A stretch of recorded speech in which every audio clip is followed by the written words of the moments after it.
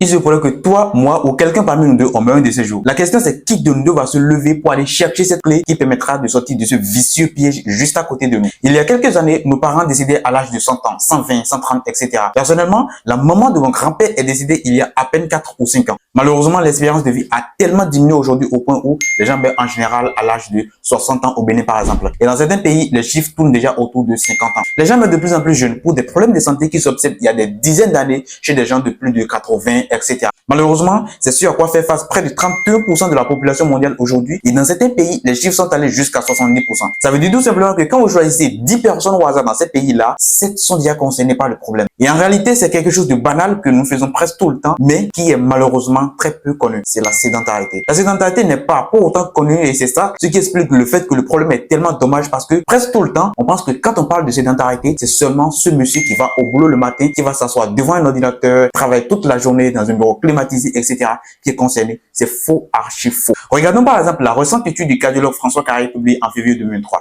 Les collégiens d'aujourd'hui courent moins vite que ceux d'il y a 30 ans. Qu'est-ce que ça veut dire? Ça veut dire tout simplement que les jeunes enfants d'aujourd'hui ont un corps de plus en plus vieux, ont un corps de plus en plus paresseux, qui refusent de pratiquer des activités physiques qui sont adaptées à leur âge. Et c'est ce qui explique le fait qu'aujourd'hui, on entend très souvent, il se portait très bien aujourd'hui, mais ce matin, il n'est plus parmi nous. Je l'ai vu ce matin, on a discuté, mais ce soir, on m'a dit, il est tombé pour un malaise cardiaque. Justement parce que la plupart des problèmes vers lesquels la sédentarité nous amène, ce sont des problèmes qui viennent sans signe annonciateur. C'est pour ça, je vais t'expliquer maintenant en quoi la sédentarité va te faire souffrir ou peut-être même te faire déjà souffrir malheureusement alors qu'on peut éviter tous ces problèmes grâce à de simples moyens clés que je vais partager avec toi dans cette vidéo. Gaston Liondo, infirmier chercheur. Abordons maintenant la notion de la sédentarité. Parce que quoi, si vous ne savez pas exactement ce que c'est que la sédentarité, vous pouvez être certain que vous ne comprenez pas grand chose dans la suite de la vidéo. La sédentarité, c'est le fait de façon littérale d'accumuler des heures en position assise ou allongée de façon continue et en fin de compte se retrouver à plus de 7 à 8 heures en général au cours desquelles vous êtes resté immobile. Je donne un exemple. Je prends un jeune apprenant de la maternelle. D'ailleurs, la sédentarité commence depuis la maternelle jusqu'à la vie professionnelle en passant par les cours primaires, secondaires, universitaires. Pour ceux qui ont suivi le cursus classique. Et lorsque nous prenons l'exemple d'un jeune enfant de la maternelle, c'est quoi son rythme habituel de vie? Il va se faire apprêter le matin autour de 7 heures par là, se faire ramener à l'école par ses parents pour s'asseoir à 8 heures pour finir à midi. Il va prendre une petite pause dans l'après-midi, une pause au cours de laquelle il va manger, ou une pause au cours de laquelle il va jouer peut-être, ou bien il va faire une sieste approximativement pendant 45 à 1 heure. Et ensuite, il va reprendre à 14 heures ou à 15 heures pour finir à 17 heures. En fin de compte, il va faire 6 heures de cours plus environ 1 heure dans l'après-midi au cours desquelles il est resté couché ou en position assise. Dans la soirée, il va regarder la télé, il va s'asseoir et manger, s'asseoir et jouer, etc. Il peut faire banalement également 1 heure à 1h30 dans la soirée. En fin de compte, il va se tourner approximativement, ça dépend, autour de 8 heures, 8h30 au cours desquelles il est resté immobile. C'est la sédentarité. C'est la même chose qui se passe au niveau primaire et au niveau secondaire, les choses sont beaucoup plus aggravées parce que quoi? Pendant les classes d'examen, lors les cours de rattrapage, les cours de travaux dirigés, certains vont jusqu'à 8, 9, 10 heures au cours desquelles ils sont restés sédentaires. À l'université, c'est la même chose. D'autant plus que les choses sont encore aggravées parce que quoi? Bienvenue dans le monde où on a accès presque à 100% à l'internet. Accès aux réseaux sociaux, les films Netflix et tout ce qui va avec. En fin de compte, il y a des gens que je connais très bien qui peuvent passer toute leur journée devant les jeux vidéo, devant les réseaux sociaux et en fin de compte vont passer toute la journée devant les écrans de télévision en étant immobile. C'est la sédentarité, c'est dangereux. Et lorsqu'on jette un petit regard critique sur ce qui se passe dans les gens qui vivent dans les collectivités rurales, dans les milieux reculés, dans les villages, etc., ce n'est pas du tout la même réalité parce que quoi? Le matin, femmes, jeunes, enfants, papa, maman, tout le monde, même les femmes enceintes, ils vont se lever le matin, s'apprêter pour le champ, ils vont pas courir des kilomètres pour aller au champ, travailler toute la journée sous le soleil ardent, ils vont transpirer, dépenser de l'énergie, brûler les graisses et dans la soirée, c'est le même scénario, ils vont parcourir les mêmes distances pour rejoindre la maison. Ces gens, ils sont en bonne santé sur le plan des problèmes cardiovasculaires qui deviennent de plus en plus récurrents aujourd'hui où on entend, il se portait très bien hier, mais ce matin, il est tombé pour un malaise cardiaque et malheureusement, on n'a pas pu le récupérer. Il y a une étude qui a été faite par l'Institut national de santé publique au Québec qui a prouvé que les personnes qui vivent dans les collectivités rurales, les zones reculées, les villages ont beaucoup plus de chances ou alors ont une meilleure santé en termes de problèmes cardiovasculaires, en termes de il se portait bien et est tombé pour un problème cardiaque aujourd'hui et on n'a plus récupéré. Donc, retenez tout simplement que la sédentarité, c'est le fait d'accumuler 7 à 8 heures en général au cours desquelles vous êtes resté immobile. Ça peut être au boulot, ça peut être à l'école, etc. Peu importe votre occupation pour laquelle, peu importe la raison pour laquelle vous êtes resté en position assise ou allongée pendant 7 à 8 heures par jour, sachez tout simplement que vous êtes sédentaire et donc vous n'êtes pas épargné des conséquences.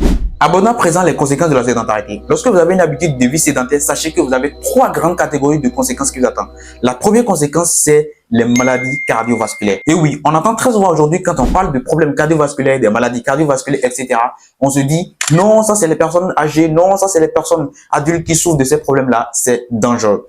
Je prends l'exemple d'un véhicule. Lorsque vous achetez un véhicule ou vous achetez une moto par exemple et vous roulez une fois par mois ou peut-être une fois sur 2 mois, parfois même vous laissez votre véhicule en place ou votre moto en place pendant des mois sans les rouler, qu'est-ce qui va se passer? Le moteur va prendre un coup, les pneus vont avoir de problème, la batterie va se décharger un peu plus rapidement et en fin de compte, vous êtes obligé de passer la plupart de votre temps chez le mécanicien qui, dans ce cas-là, est l'hôpital. C'est dommage. Selon British Heart Foundation et surtout une étude publiée lors du congrès de la Société européenne de cardiologie en janvier 2023, les personnes physiquement actives ont plus de chances de survivre après un arrêt cardiaque soudain. L'exemple le plus fascinant que je puisse vous donner, c'est l'un des événements les plus étranges qui puissent survenir dans l'histoire du football. En fait, si j'ai une bonne mémoire, le samedi 12 juin 2021, lors d'un match de l'Euro opposant la Finlande et le Danemark, l'international footballeur Christian Eriksen a fait un arrêt cardiaque soudain sur le terrain. Tout le stade était donc éploré.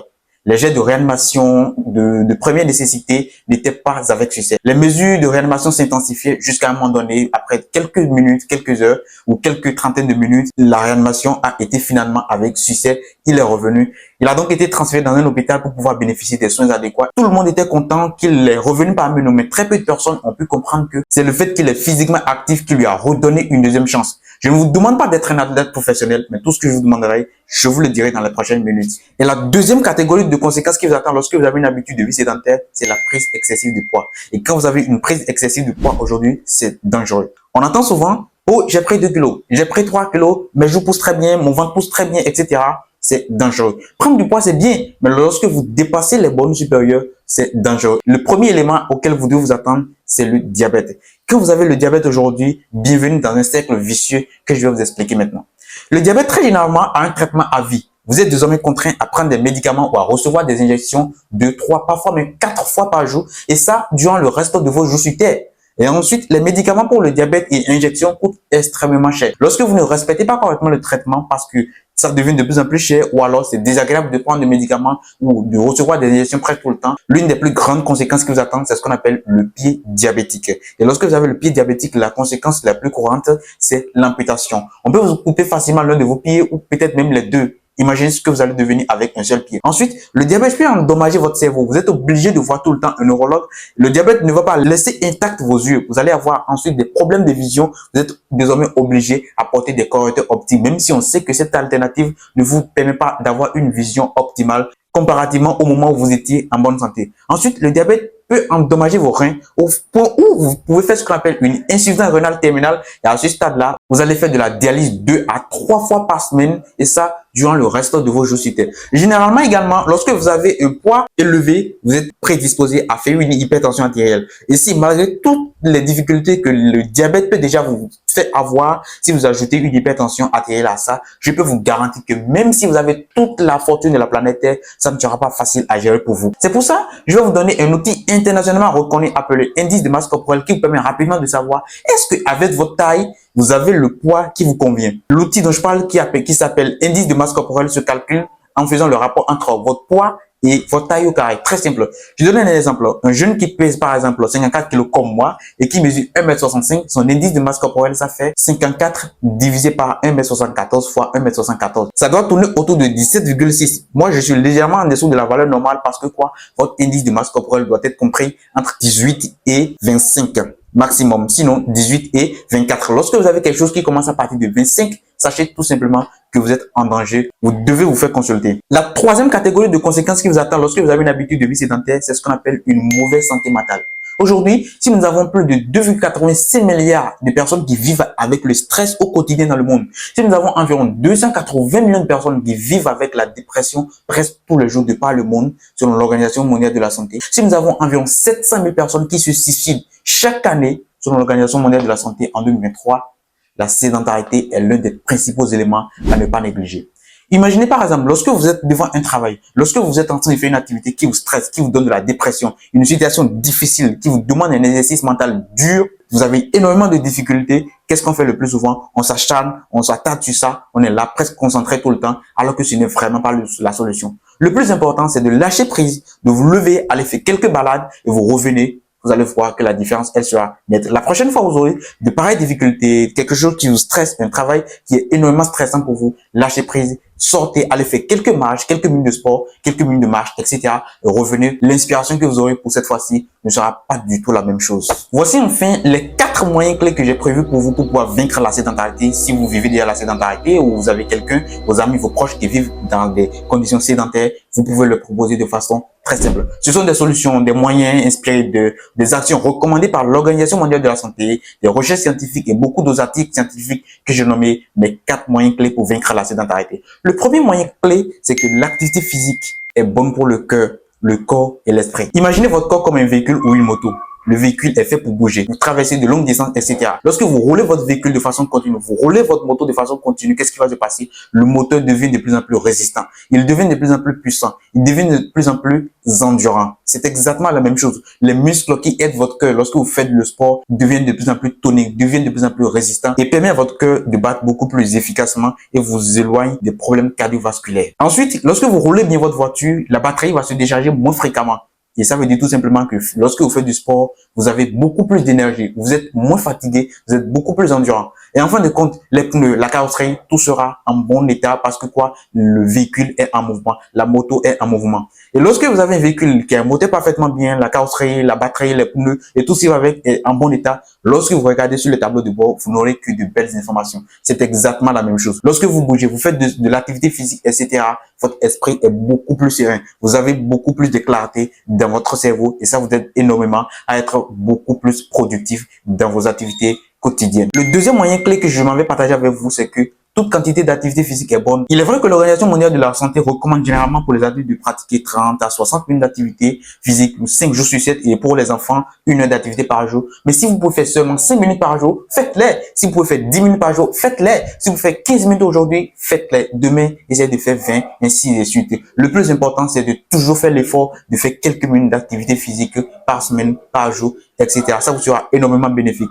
Vous êtes au boulot, vous devez aller de l'autre côté voir l'autre collègue. Allez-y à pied au lieu de l'appeler. Vous êtes au boulot, vous avez une petite pause, sortez pour aller balader. Vous êtes à la récréation à l'école, sortez, allez faire quelques minutes de marche au dehors. Ça vous aide énormément. Ça permet d'aérer le cerveau et vous êtes beaucoup plus productif. Vous avez de la visite, vous avez votre conjoint ou conjointe qui vient vous rendre visite. Dites-la ou dites-le de rentrer à la maison à pied. C'est hyper important parce que quoi? C'est bon pour sa santé, c'est bon pour vous et en même temps c'est bon pour la nation, c'est bon pour l'humanité. Le troisième moyen clé que je vais partager avec vous, c'est que toute activité physique est bonne. Vous aimez le football, allez-y. Vous aimez le volleyball, allez-y. Vous aimez le handball, allez-y. Vous aimez la natation, allez-y. Si c'est les jeux de pétanque, etc., si vous décidez de conduire les vélos ou quand même dépenser de l'énergie, allez-y. Le plus important, c'est de pratiquer une activité physique qui vous permet quand même de transpirer, de dépenser de l'énergie, de brûler des calories. C'est tout ce qu'on vous demande. Et le quatrième moyen que je m'en vais partager avec vous, c'est que tout le monde a intérêt à être plus actif et moins sédentaire.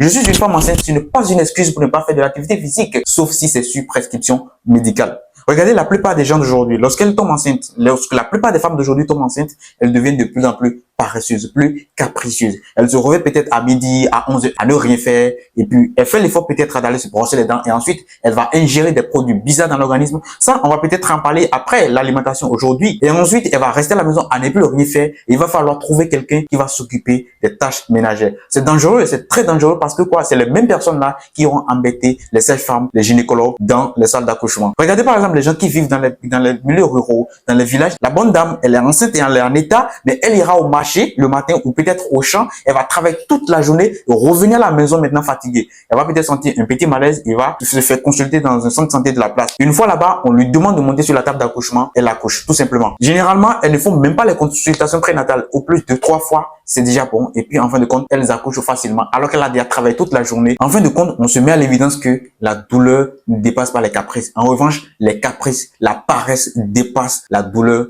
que ressent la plupart des femmes aujourd'hui. Je suis désolé, mais c'est la réalité, c'est ce que j'ai eu à vivre par l'expérience. J'ai servi des gens qui vivent dans les collectivités rurales, qui vivent également dans les milieux urbains, et je sais de quoi je parle. De toutes les manières, le plus important, c'est de bouger, de ne pas rester stagné quelque part, parce que quoi, c'est mortel, c'est dangereux de vivre de façon sédentaire aujourd'hui. En conclusion, il faut dire que la sédentarité, c'est le mal du siècle. Et pour pouvoir vaincre ce mal, les moyens clés que je viens de citer sont les principales clés dont vous devez disposer pour pouvoir éviter ces conséquences. Les conséquences du genre, je l'ai vu hier, il se portait très bien, mais ce matin, il est tombé pour un malaise cardiaque, on l'a plus récupéré. On a discuté ce matin, mais ce soir, il se porte plus bien, etc., etc. Prenez soin de vous. À la prochaine.